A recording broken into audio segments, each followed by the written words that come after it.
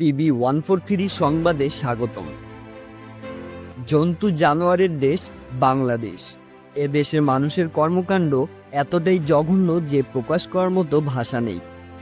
দেশে ভালো কিছু হোক বা মন্দ কিছু, যাই হোক, দেশের অমানুষগুলো এবং কিছু মাথামোটা রাজনীতিবিদ বা বিভিন্ন সংগঠনের ব্যক্তিরা সুযোগ মতো সময়ের সদ্ব্যবহার করে দেয়।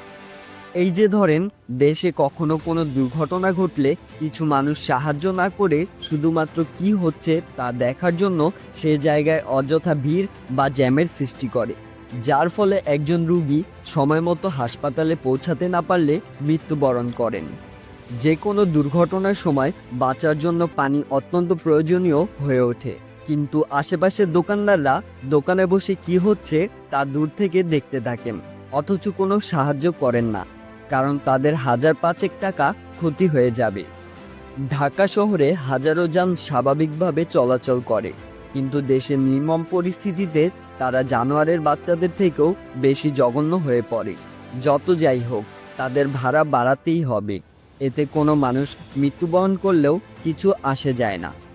অন্যদিকে বিভিন্ন ক্ষতিগ্রস্ত মানুষ জীবন বাঁচানোর জন্য হাসপাতালে গেলে অনেক প্রাইভেট হাসপাতালগুলো বিল আদায়ের জন্য মরিয়া হয়ে পড়ে।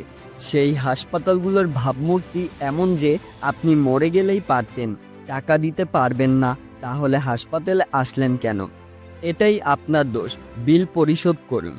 অন্যদিকে দুর্ঘটনাগ্রস্ত স্থানে বিভিন্ন সংগঠনের বা রাজনীতিবিদদের দলবলেরা ঘটনাস্থলে উপস্থিত হন।